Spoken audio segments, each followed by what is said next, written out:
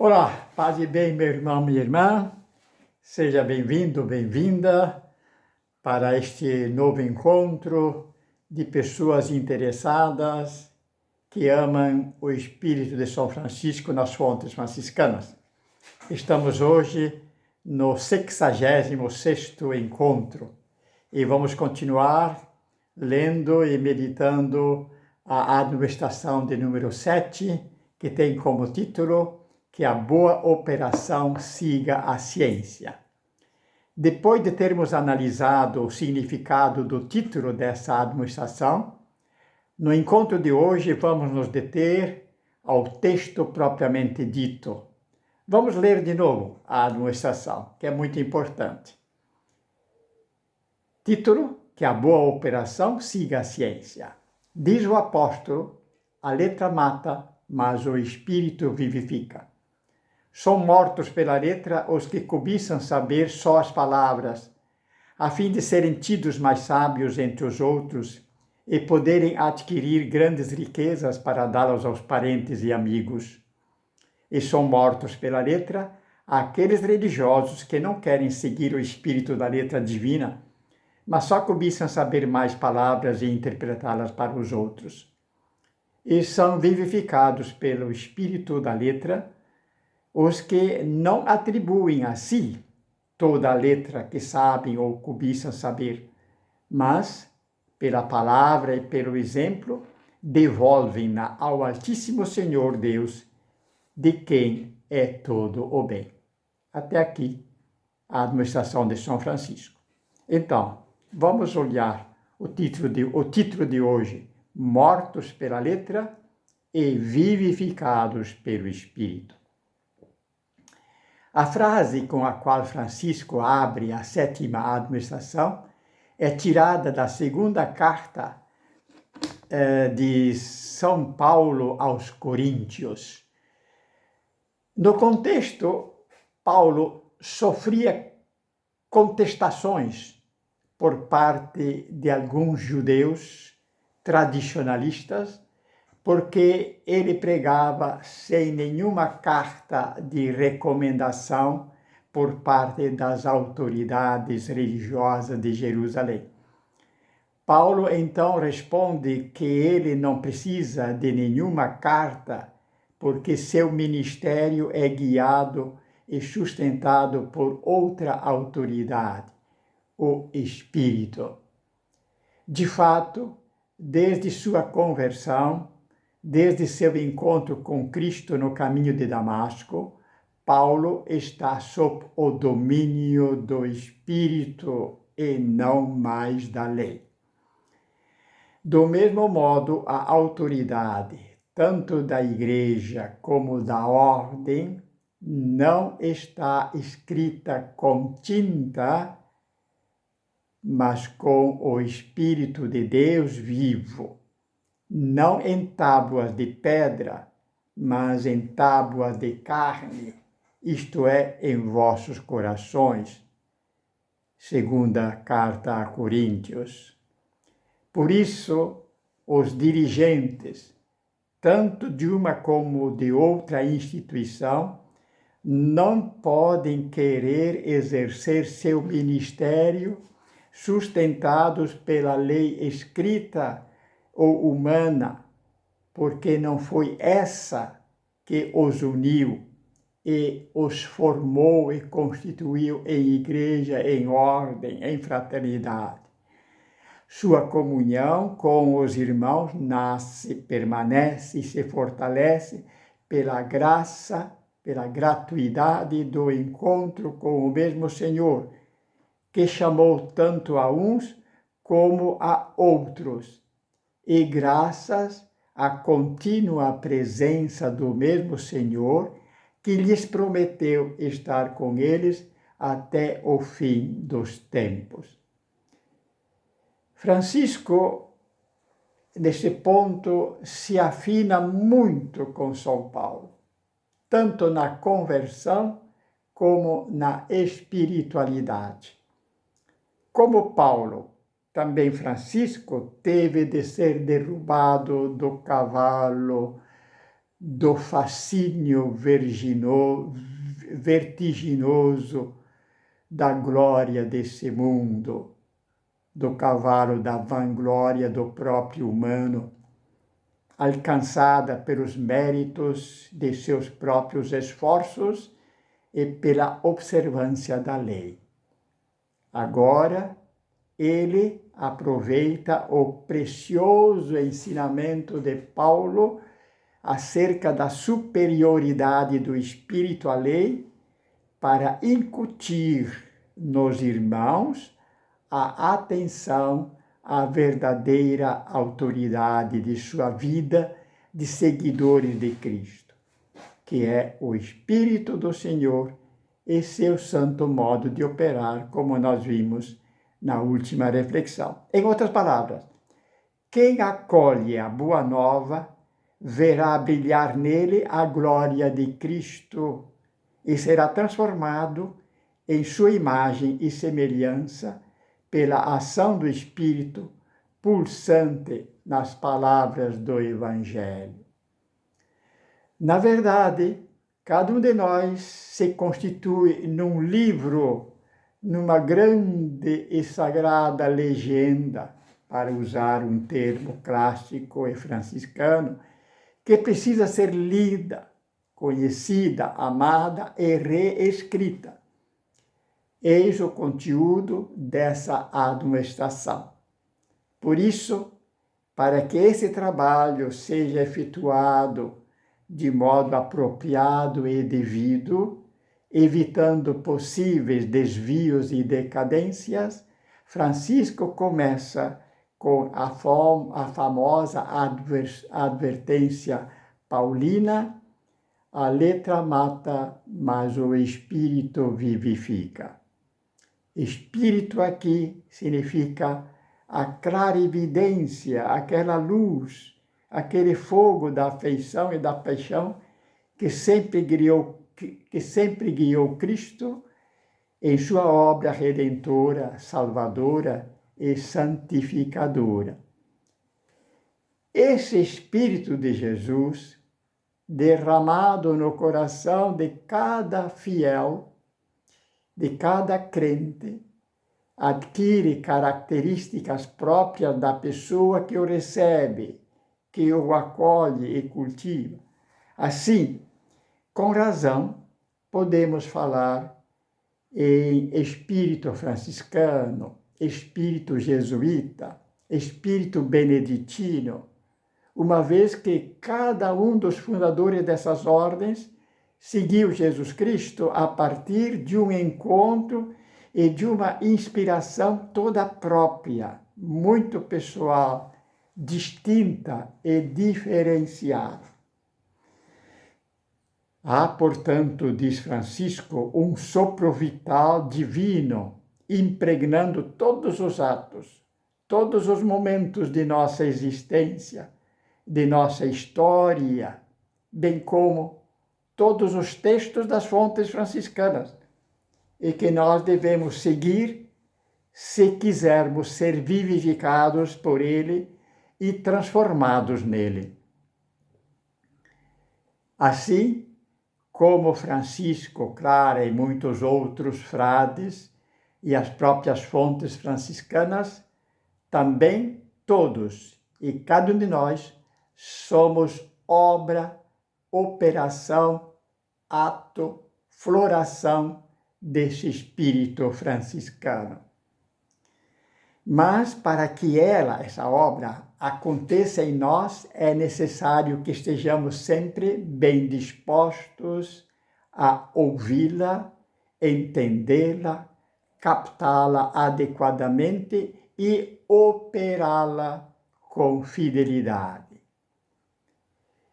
A Igreja, seguindo o Mestre, fala em estar atentos aos sinais dos tempos, em docilidade de espírito, virtude reconhecida de modo todo especial no Papa São João 23, que foi franciscano, secular, inclusive, que sentiu logo após assumir o pontificado a necessidade de a Igreja voltar às suas origens.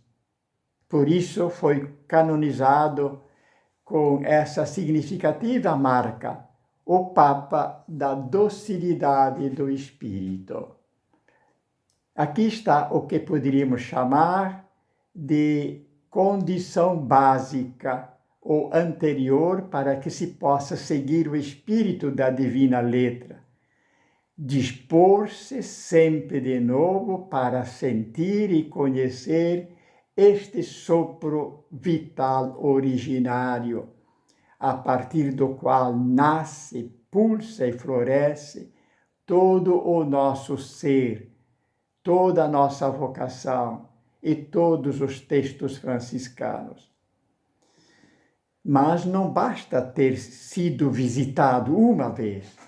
Como diz o nosso Papa Francisco, todos os cristãos, em qualquer lugar e situação que se encontrem, estão convidados a renovar hoje mesmo seu encontro pessoal com Jesus Cristo, ou, pelo menos, a tomar a decisão de se deixar encontrar por Ele, de procurá-lo dia a dia sem cessar. Isto está na Evangelii Gaudium número 3. No começo do chamado, tudo vem de graça. Isso nós sabemos por experiência. Sem nenhum esforço ou merecimento nosso. Mas depois é preciso fazer-se merecedor de tal e tão grande graça, porque ela, a graça, segue a lei e a dinâmica do amor, que nada pode exigir senão e apenas que a esperemos, a acolhamos e aguardemos. Não é à toa que Francisco, logo após o encontro com o crucificado na igrejinha de São Damião, ajoelhado, reze: dá-me, Senhor, senso e conhecimento. Seguir o espírito originário de nossa vocação franciscana, porém, não se faz como quem segue um chefe, um líder, um patrão, um superior, ou como o motorista segue a estrada com seus sinais de trânsito. Pois o sopro vital, o espírito, não é algo que está aqui ou acolá, já de modo predeterminado, posto e fixo. Isso seria seguir a letra que mata. Já o Espírito é diferente. Ele é como o vento de Jesus, sopra onde e como quer, e jamais se poderá saber de onde vem e nem para onde vai. Seguir o Espírito se faz como quem segue um amigo, a pessoa amada. Aqui não existem receitas ou meios prontos que nos garantam o seguimento, porque, nesse caso, o princípio é o mistério da graça, da entrega confiante, livre e gratuita, mas necessária, sem porquê nem para quê. Francisco pede que sigamos o Espírito, portanto. Nós, então, logo queremos saber e perguntamos como. Ora, Espírito, como o amor, pertence ao rol das realidades que só se compreendem e se conhecem de modo direto e imediato. Isto é, sem mediações. Num comprometimento e envolvimento corpo a corpo com a força do chamado, ou seja, o conhecimento da realidade chamada Espírito Originário Franciscano não carece de primeiro saber o como para compreendê-lo, mas sim que vai se conhecendo-o saboreando-o pelo contato direto corpo a corpo, mediante a história vocacional de cada um e da ordem franciscana. É aí que se aprende como seguir. Por isso, os antigos compreendiam esse processo como um novo nascimento. Daí nasceu a nossa palavra conhecimento. Nesse processo, todo conhecimento é sempre um novo nascimento, e vice-versa. Todo nascimento é um novo conhecimento. Nesse sentido, conhecimento, antes de um conjunto de dados, conteúdos ou informações, era entendido como processo que nos faz conascer sempre de novo naquilo ou naquele, ou com aquilo ou com aquele que procuramos. Quando isso acontece, diz o profeta Sofonias, ele, o Senhor, exulta de alegria por tua causa e pelo seu amor te renovará. Ele dança e grita de alegria por tua causa. Agora, então, não fica difícil compreender os exemplos ou situações elencados por Francisco para mostrar quando ou como somos ou vivemos mortos pela letra. Assim, cobiçar, saber só as palavras, etc., indica aquele modo de ser tão criticado pelo Senhor no Evangelho e que refulge na mente e nas atitudes dos fariseus que rezavam nas esquinas e nas sinagogas em pé, só para serem vistos pelos outros. Ora, para o seguimento de Cristo, como também, por exemplo, para o casamento, há apenas um pecado, e esse é mortífero: substituir o Senhor, o amigo, o esposo, a esposa, pelo próprio eu. Nesses casos, em vez da alegria, da gratuidade, do encontro, do chamado, prefere-se viver na estreiteza e no amargor do curto-circuito do próprio eu. Por vezes, essas pessoas aparentam-se muito alegres, ativas e dispostas, mas são de fôlego curto. Por qualquer adversidade que venha a ofender-lhes o próprio eu, logo se escandalizam e se perturbam. Isto viremos depois, principalmente na administração 14.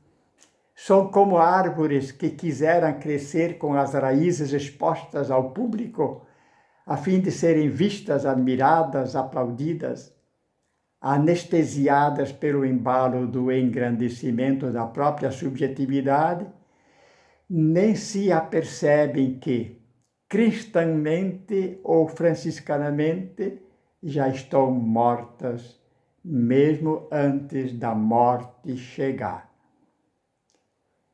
As duas últimas frases soam como um alerta final para que em todo o percurso de nossa vida não esqueçamos jamais de ser agradecidos e gratuitos.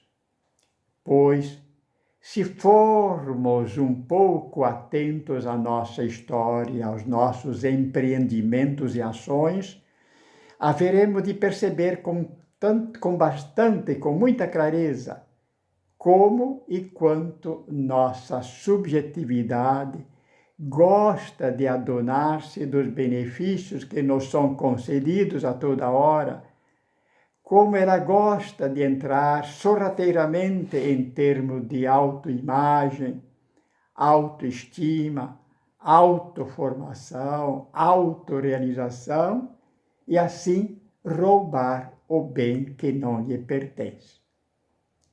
No fundo, o fariseu somos nós que a toda hora dizemos: eu fiz isto, eu fiz aquilo, eu ajudei aquele pobre, visitei aquele doente, consolei aquele desanimado, fiz aquela oração, etc, etc. E assim, o balão da vanglória logo, logo estufa o peito e os pulmões do nosso ego. Mas também, logo, logo, por qualquer contrariedade, implodirá e murchará. É como nos alerta o Papa Francisco. Pode acontecer que o coração se canse de lutar, porque, em última análise, se busca a si mesmo num carreirismo sedento de reconhecimentos, aplausos, prêmios e promoções. Francisco nos diria, mais ou menos assim: você está esquecendo a verdade mais fundamental de você mesmo. Você, por você mesmo, não é capaz de nada. Não passa de uma simples, pobre e miserável criatura. Se há algo de bom que saiu de seu coração e aconteceu pelo seu trabalho, é porque nasceu do Altíssimo Senhor Deus, de quem é todo o bem. Enfim, não esqueça que alguém o amou por primeiro.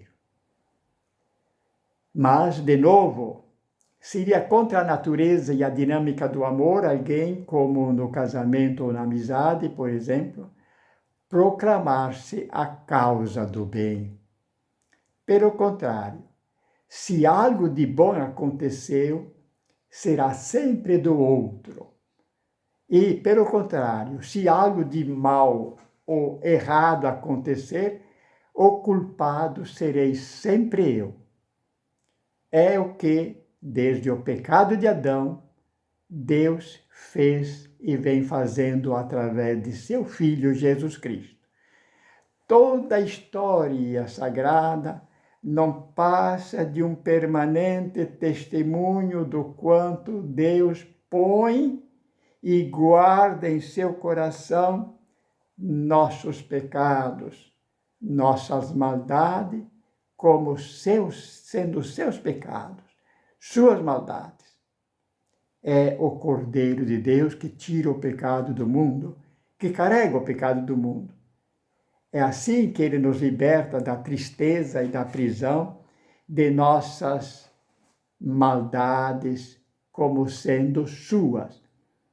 É assim que ele nos liberta da tristeza e da prisão dos pecados, para que possamos viver no júbilo do filho pródigo que foi acolhido pelo Pai na intimidade de sua casa, de sua família. Esse é o bom pastor, que se apresenta junto ao Pai como o humilde e manso cordeiro que carrega o pecado do mundo, que declara ao Pai que nossas infidelidades e maldades são sempre dele, Jesus, e não nossas. Quando se ama, tudo que tenho de bom vem da pessoa amada. E, ao contrário, tudo que eu ou ela temo de ruim, a causa, o culpado, serei sempre eu. A mesma experiência se dá no fazer. Por mais e melhores bens que eu faça à pessoa amada, jamais direi que lhe fiz bem, mas, ao contrário, sempre lhe pedirei 1000 desculpas porque não a servi como deveria. Deveríamos, pois, estar bem atentos a este ensinamento do Mestre. Assim também vós, quando tiverdes feito tudo o que vos for ordenado, deveis dizer: somos servos inúteis, apenas cumprimos nosso dever. E o contrário, sim, é verdadeiro. Tudo que vem do outro é bom e perfeito, seja o que for, como o testemunha Cristo em relação ao Pai na cruz. Vamos olhar um pouquinho como é ser vivificado pelo Espírito hoje. Belo exemplo de alguém que não atribui a si nenhum bem é Francisco, que costumava dizer sempre: meu Deus e tudo. Da mesma forma foi Maria. Em seu Magnificat, nem ousa dizer eu, mas a minha alma engrandece o Senhor. É como se quisesse dizer, e aqui vou citar agora um pequeno trecho de Lutero, minha vida é como se Maria quisesse dizer, minha vida, com todos os meus dons, se movimenta no amor de Deus, em louvor e grande alegria. Deixo de ser dona de mim mesma. Antes sou engrandecida do que exalto a mim mesma para o louvor de Deus. Isso acontece a todos os que são invadidos pela doçura de Deus e por seu Espírito, assim que sentem mais do que conseguem expressar. Pois louvar a Deus não é obra humana, antes é um fazer e um sofrer alegre, a obra exclusiva de Deus, que não se pode ensinar com palavras, mas conhecer somente através da experiência própria. São palavras de Lutero no famoso livro dele, Magnificat, o Louvor de Maria. Por tudo isso, o Papa Francisco conclui, ou melhor, São Francisco conclui, mas pela palavra e pelo exemplo devolvem-na ao Altíssimo Senhor. Pela palavra significa pelo pensamento, pela meditação, oração e contemplação. E pelo exemplo significa pelo desejo, pela afeição, empenho e ação. Agora sim, diz o nosso Papa Francisco, Jesus quer evangelizadores que anunciem a boa nova, não só com palavras, mas, sobretudo, com uma vida transfigurada pela presença de Deus. E mais adiante, continua e explica o Papa Francisco na Evangelii Gaudium. Evangelizadores com espírito quer dizer evangelizadores que rezam e trabalham. Do ponto de vista da evangelização, não servem as propostas místicas desprovidas de um vigoroso compromisso social e missionário, nem os discursos e ações sociais e pastorais sem uma espiritualidade que transforme o coração. Ao mesmo tempo, deve-se rejeitar a tentação de uma espiritualidade intimista e individualista que dificilmente se coaduna com as exigências da caridade, com a lógica da encarnação. E conclui o Papa, há o risco de que alguns momentos de oração se tornem uma desculpa para evitar de dedicar a vida à missão, porque a privatização do estilo de vida pode levar os cristãos a refugiarem-se em alguma falsa espiritualidade. Até aqui, meus irmãos e minhas irmãs, a administração de número 7. No próximo encontro, iremos abordar de novo essa administração, tentando colocá-la dentro da nossa vida de hoje. Um grande abraço, paz e bem.